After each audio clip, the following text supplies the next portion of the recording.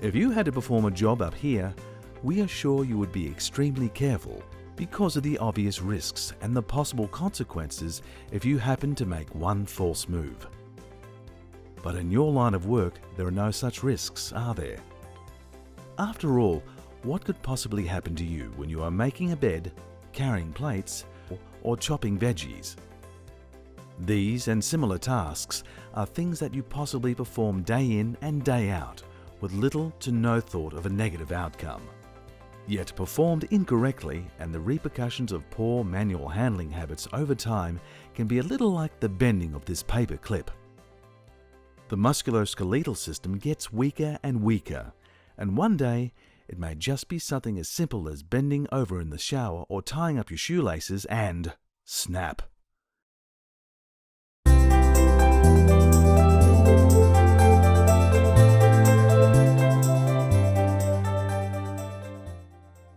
Manual tasks are workplace activities that require the use of force when you grasp, manipulate, strike, throw, carry, move, lift, lower, push, pull, hold, or restrain an object or a load.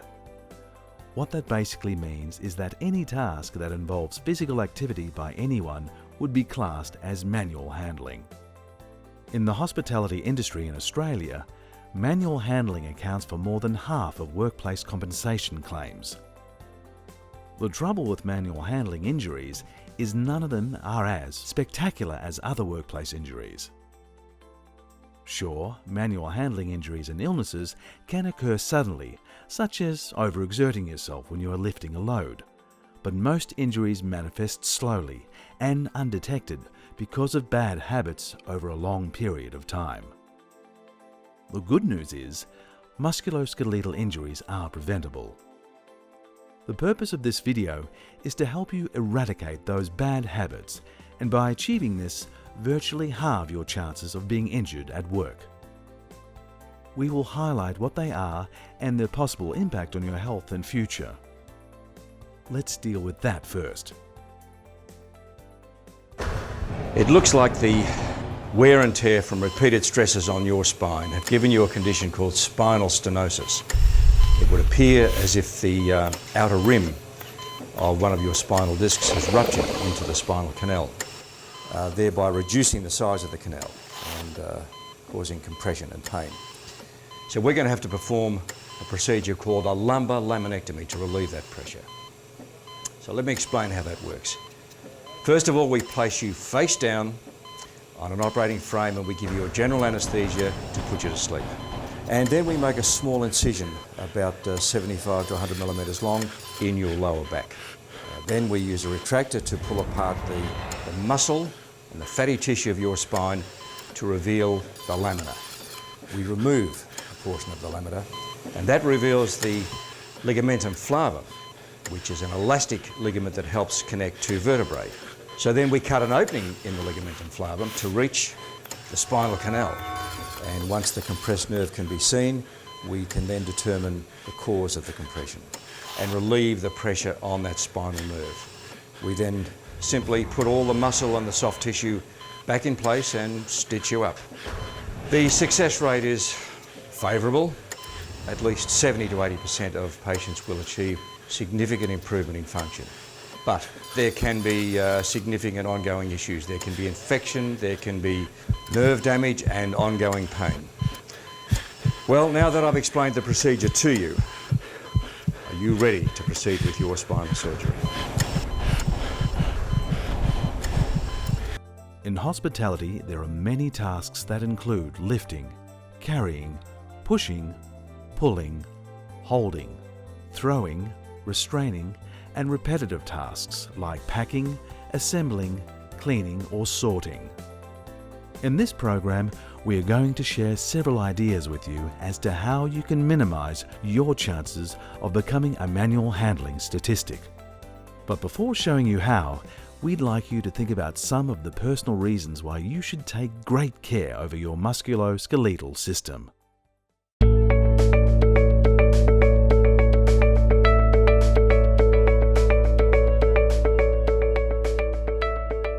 If, In the past, you have been guilty of incorrect lifting or bending, excessive reaching for items, slouched sitting or incorrect posture, constant twisting or jerking movements, if you have been deprived of appropriate rest, if you have been obese or had poor nutrition or stressful working conditions and living habits, you need to change your habits straight away.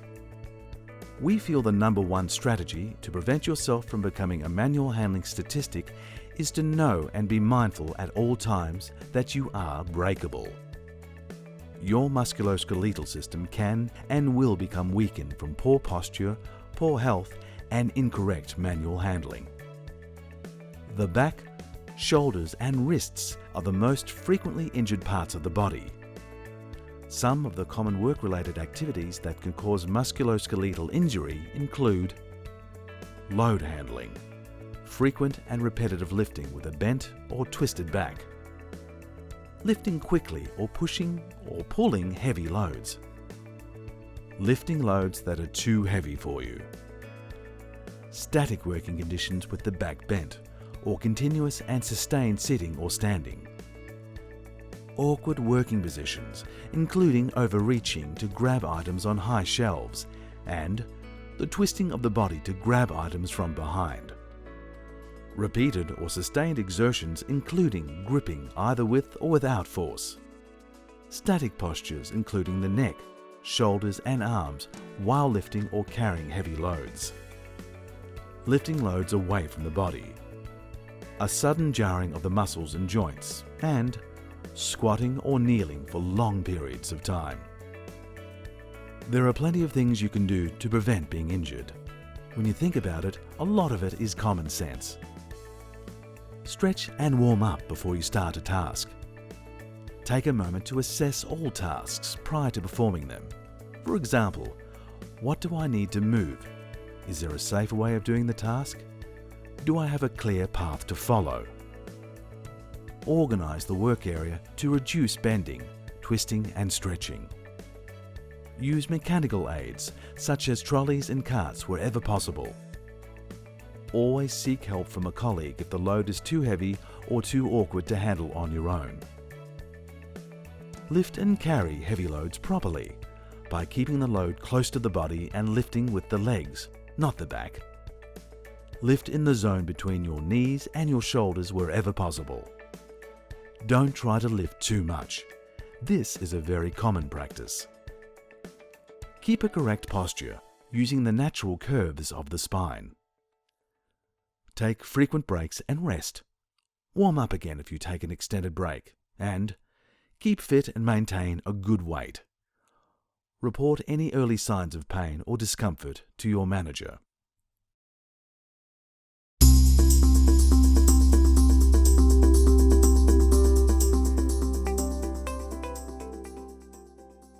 There is now legislation in place that requires employers to look at manual handling tasks in their workplace, to assess the risk associated with performing these tasks, and to introduce ways to eliminate or reduce the risks. Workers and management should work together to look at the manual handling tasks in the workplace and consider the possible risks associated with these tasks. Together, you should look at ways these risks can be reduced or eliminated. When assessing the risks, think about the objects to be handled, their size, shape, structure, and weight, how often you perform the manual handling task, how long it takes you, whether bending, twisting, stretching, or reaching is involved, how far you have to carry the load, the layout and condition of your workplace. Is the lighting adequate? Is the floor slippery? The organization of the work. Your skill and experience in performing the task. The appropriateness and condition of any mechanical aids you are using. The nature of the object you are handling, whether it is slippery, wet, cold, or sharp. Look at past incidents or injuries and how and where they occurred.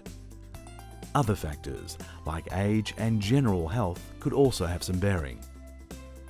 When controlling the risks, your first option should be to look at redesigning the task to either eliminate or reduce the risk. If that is not practical, maybe look at changing the layout of the workplace, like placing regularly handled items at waist height to reduce the amount of lifting whilst bending or stretching. Could the object be redesigned? Could it be made larger so that a forklift does the lifting? Or could it be redesigned so that it was smaller and easier to carry? Could a mechanical aid be introduced into the workplace? There are hundreds of mechanical aids all designed to minimize manual handling in the workplace. If your organization has invested in mechanical aids, it is important that you do your part and utilize them. Think about what aids could benefit your workplace and discuss any ideas you may have with management or your safety representative. If a mechanical aid is not available and lifting just has to be done, a correct lifting technique could save you years of pain later.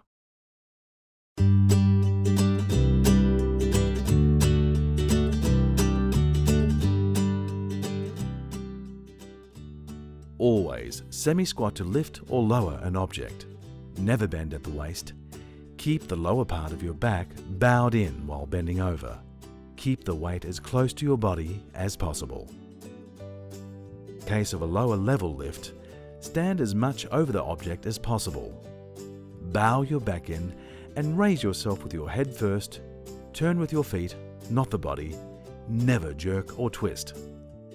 Consider a dual lift if an item is too awkward or heavy to be lifted by just one person. In a dual lift, there should always be one person to call the action, so lifting is done simultaneously and smoothly. You have all, no doubt, heard of keeping your back straight and the load tucked into your body when lifting and carrying. Here is a severe back accident just waiting to happen. This worker is committing the mortal sin of lifting a heavy load. By lifting that far away from his body, he's asking for a back injury.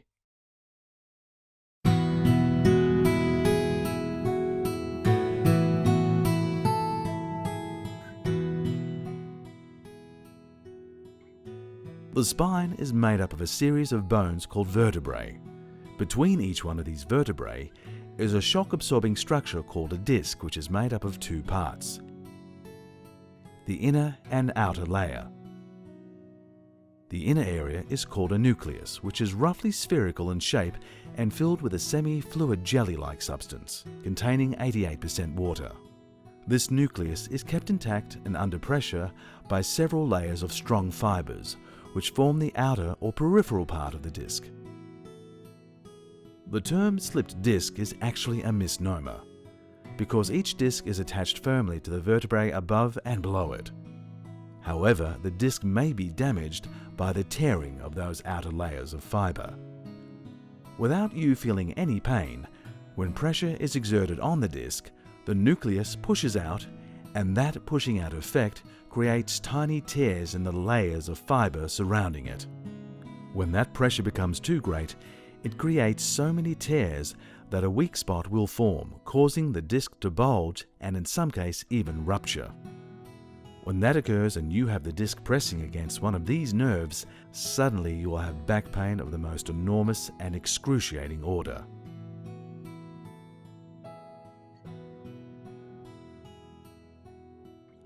The two lowest discs have to support the rest of the spine and the torso. This amounts to about 50 kilograms in weight. Now, because it is roughly spherical shape, the nucleus operates in the same way that a ball placed between two planes would operate.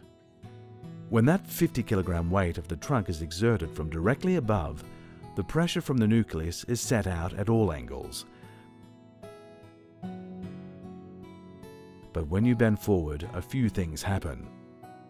Firstly, because the center of gravity of the torso is approximately here, the forward bend creates a levering effect. In fact, the further you bend forward, the more pressure you will place on the disc. For example, a person bending this far forward increases that 50 kilogram pressure to 350 kilograms, a ratio of 7:1. To exacerbate the problem, the 350 kilograms of pressure is now not displaced evenly on the nucleus because the bending forwards motion is pushing all the pressure in one direction only. backwards. Now that's just simply bending forward.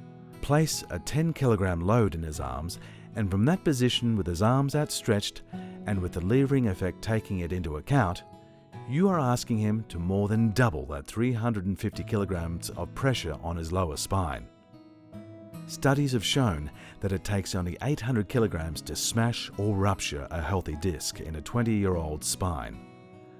But because the spine deteriorates with age, just 450 kilograms in someone 50 years or older.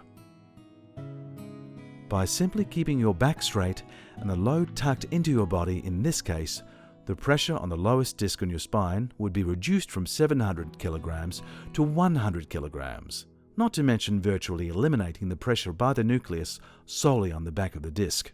That is why you have probably heard 100 times or more, keep your back straight.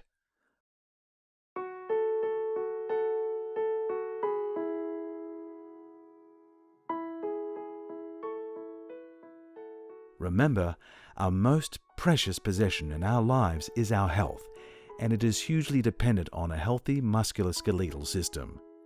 It dictates our lifestyles and everything we undertake on a daily basis. We hope this video has had enough impact on you and your workmates so that you maintain your healthy musculoskeletal system and none of you ever have to meet one of these guys face to face.